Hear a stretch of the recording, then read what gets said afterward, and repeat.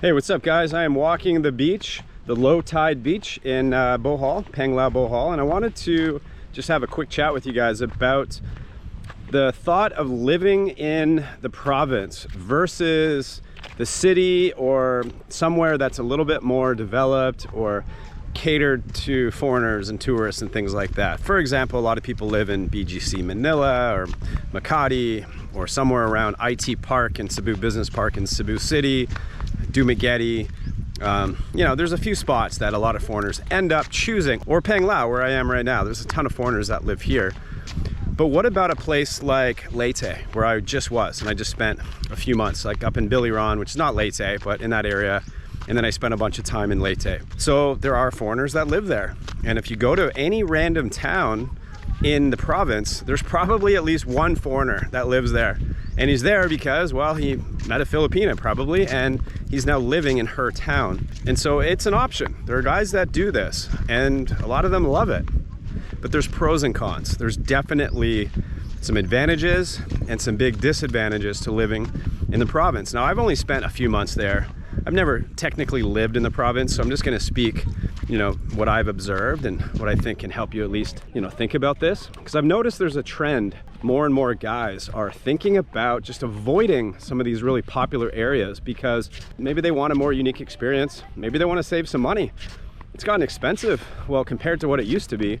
If you want to live in one of these nice, popular areas, it's gone up quite a bit. So if you pick a random town in Leyte or Mindanao or, I mean, who knows where, you can get a house. Like, I have a friend that lives in Hilongas, Leyte, and he has like a 3-bedroom house. Him and his girlfriend live there, and her kids come, and you know, it's a big place and it's close to town.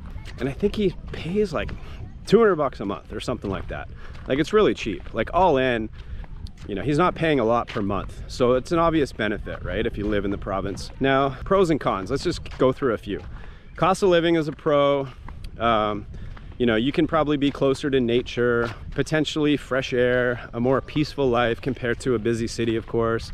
You know, less traffic, friendly, very welcoming to foreigners. You know, a lot of guys might want to be away from other foreigners, so that could be a pro. Some of these are pros and cons, depends how you look at it. You could even say, like, if you move to the province as a single guy, you're going to have a better opportunity potentially to meet the woman of your dreams if you move there and you settle in, because, well, you're meeting girls that are, in a lot of cases, guys are looking for this type of girl, maybe more traditional, sweet, caring, someone that doesn't have like tons of experience dating other foreigners and is just looking for a good guy to have a good life with. A lot of these girls are in the province, right? So if you move there as a single guy, that's another pro. Like, you have better opportunity. But I want to make the point clear though, if you're passing through, that's different. So these girls are pretty cautious with that. They're often quite shy right at the beginning. But if they see that you live there and you're stable and you're a nice guy and maybe you get to know other people, that's when, you know, you're really at your peak as far as opportunity to meet a good girl. So that's definitely a pro. Let me just cheat here. I wrote a few things here. Yeah, more authentic experience, just getting away from these tourist areas, which it's just a different vibe. It's a different experience altogether. You might be forced in a way to, well, not forced, because people do speak English and you can always avoid it, but it's an opportunity to take in the culture a little bit more. It's an opportunity to learn some of the language. Some might say that's a con though, so let's get into cons, and I'll start with that. That could be a con. If you're living in an area where there's not a lot of foreigners, you're meeting more locals. I've experienced this. A lot of them don't speak like really in-depth English, so your conversations are limited, and a lot of times they're a bit shy when talking to you because they don't want to sound bad. Like, they don't want to mispronounce words, so they sort of hold back. And you know, it creates a challenge to build like deep connections with people, to really get to know people, because your conversations are limited because of that. So that could be a con. Things like different types of noises. Now, maybe you're not going to get the traffic that you get in the city, but you're probably going to hear a lot more roosters. You're going to hear more dogs. The infrastructure is not going to be as good, most likely. You know, you could have challenges, although internet's getting better with Starlink. So that's going to change. That's a game changer for sure. But generally speaking, you know, your infrastructure is not as good. Potentially the roads are not that good with potholes, depending on what province town you live in. That can be an issue in the city too. But, you know, these are definite things. Let's see. Less foreigners could be a pro or a con. In a lot of cases, it can be a con if you want to have those, like I said, those deeper connections with people, someone you can really relate to right away. It's nice to have both. It's nice to have friends, I think so, to have friends that are foreigners also, and then make friends with locals. And I feel like they're different. They're a different type of friendship. So you might not have that. And also, if you move to a province town, there might only be 1, 2, 3 other foreigners. And what happens is often they will, by default, hang out and they'll see each other. And then, you know, it's kind of a weird thing, but I think it could apply. If you don't really connect with these people, you're kind of just forced to hang out with them in a way. Or of course you could just avoid them. But when you're in the city, you can take your pick. You can make friends with whoever you want to, whoever you feel you relate to the best. There's more foreigners, there's more opportunities to make the kind of friends that you want. So in the province, you don't really have that choice because there's probably not going to be too many other foreigners around. Limited comforts, you know. So yeah, of course, if you're in a very popular touristy area that they cater to foreigners, or any of the big cities here, they're going to have way more options as far as housing. They're gonna have way more options in terms of restaurants and just get all the comforts that remind you of home. If that's something that you want, you might struggle to find that in the province. Again, it depends, and it really depends on the connections you make. And if you find, you know, there are new build homes in the province that you could just get lucky and score this awesome little cottage where it's all, you know, modern and nice, and maybe you furnish it with whatever you can afford, and it turns out to be this amazing setup, and you get Starlink. And, you know, I've seen some of these setups, but often you don't have all those options, and there's just limitations in the province. So something to consider for sure. So a pro or a con. Some people want the simple life, and they want that in the province. Others might find that a con if it's too simple. There's just not enough going on. Again, depending on the town. You know, some of them will have quick access to beaches and nature, and you can find hobbies through that or through other things. But I've been to some that I've seen some foreigners that live there, and they just don't have a lot going on. Everyone is unique in that, in terms of like how they find fun and how they find things to do. But yeah, it's simple life. You're not going to have as many options, of course, for entertainment and for finding hobbies and sports or whatever you get into. You'd have those options, you know, in the popular areas in the cities. You're not necessarily going to get that in the province.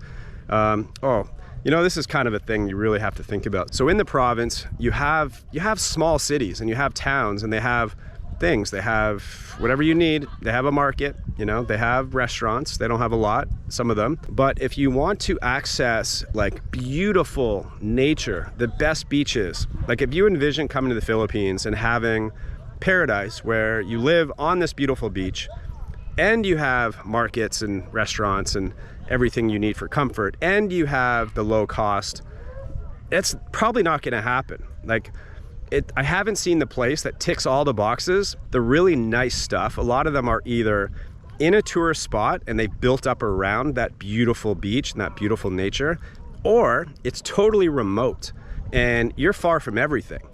So a lot of times, guys living in the province, the beach, the local beach that's there, or the local stuff, it's not always that nice. It's not the white sand, it's not maintained, and there's garbage, or there's things that you're like, wait, that's not the dream, that's not the paradise that I envision. So, you know, trying to find a place that encompasses everything can be tricky, and it depends on your willingness to be remote. It depends on your willingness to pay a little more, like Panglao, right? Yeah, you have white sandy beaches here, but it's very touristy. It's quite expensive compared to, you know, other options. Or you live a little more remote and then you commute to some of this stuff, you know? That's what I'm getting at. You got to think about that stuff. Okay, a couple more things. Healthcare, right? Of course, if you're living in an established city or area, you're going to have access to at least decent healthcare. And the more remote in the province you go, the less options naturally, right? So if health is a concern at all, or if you need to be close to a bigger hospital, you know, a lot of these province towns aren't probably going to be a good option for you. Now, not all province, town, or city or village is the same. Some of them are close to a port that can take you right over to Cebu City, for example, like Ormoc. And if you live in Ormoc, which is a bigger city actually, but if you live just outside of that and you have quick access to the port, you can zip over to Cebu City. So you can start to consider that. If you're trying to play a province as an option for you, you can start looking, you know, well, if I live here, what port am I going to go to, or what airport potentially that I'm going to go to get to a bigger city.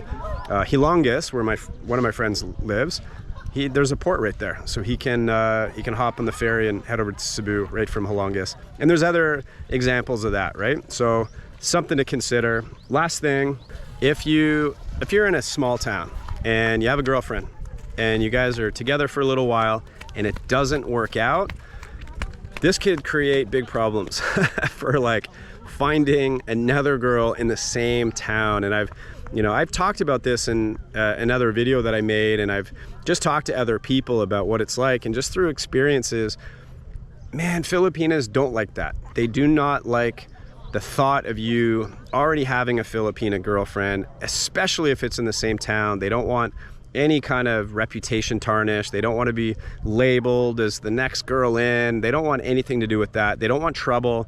They don't want the other Filipina to get jealous. They don't want anything to do with that. So you can imagine, like, the smaller the town, the more challenging this would be. It's almost like a no-go. Like if one relationship fails in a small town, pack your bags.